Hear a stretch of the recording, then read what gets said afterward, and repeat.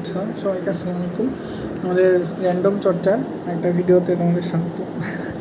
আচ্ছা, যাই হোক, তো এইটা হচ্ছে আমাদের রাজশাহী বোর্ড 25-এর একটা ঘ নাম্বার কোশ্চেনটা আজকে একটু আলোচনা করার চেষ্টা করব।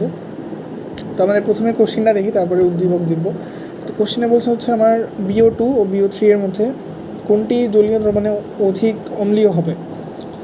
আচ্ছা, তো আগে হচ্ছে আমার বি আইডেন্টিফাই করতে হবে, তারপর ওটা হচ্ছে অম্লীয় বেশি কোনটা অধিক অম্লীয় হবে এটা আর কি বের করতে হবে। তো আমরা প্রথমে আগে তোমার জানতে হবে যে অধিক অম্লীয় কখন হবে। এটা হচ্ছে মেইনলি তোমার যে কেন্দ্রীয় পরমাণুর জারণ সংখ্যা, সেটা হচ্ছে যার বেশি হবে তার হচ্ছে তার অম্লত্বটা বেশি, বুঝছো।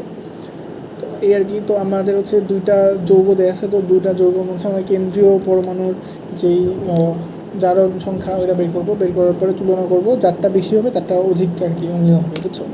এই কথা। তো আমি কী দেওয়া আছে এখানে, আমার দেওয়া হচ্ছে B+O2, দেন হচ্ছে BO2। তো এখানে সলিড, বিটাকে সলিড বলছে, আর জিটা অক্সিজেন তো গ্যাসই। তো সলিড, তো এটা আমরা বলতে পারছি যে সালফারের বিক্রিয়া বলতে পারতেছি। তো উৎপন্ন হয়েছে কি সালফার ডাইঅক্সাইড। তো বিটাকে আমরা কি বলতে পারি, বিকে আমরা হচ্ছে সালফার বলতে পারি।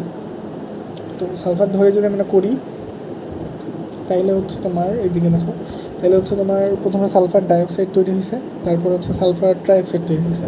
এখন আমরা এই দুইটার মধ্যে তুলনা করবো যে কোনটা বেশি অম্লীয়।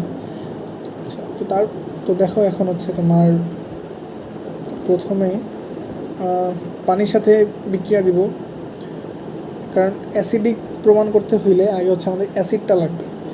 তো সালফার ডাইঅক্সাইড ইটসেলফ হচ্ছে একটা অ্যাসিড, কিন্তু আমাদের হচ্ছে এর অ্যাসিড হচ্ছে জলীয় রূপটা লাগবে আর কি, অ্যাকুয়াস রূপটা লাগবে। তো আমরা পানির সাথে বিক্রিয়া দিলাম সালফার ডাইঅক্সাইড প্লাস পানি, তো সালফিউরাস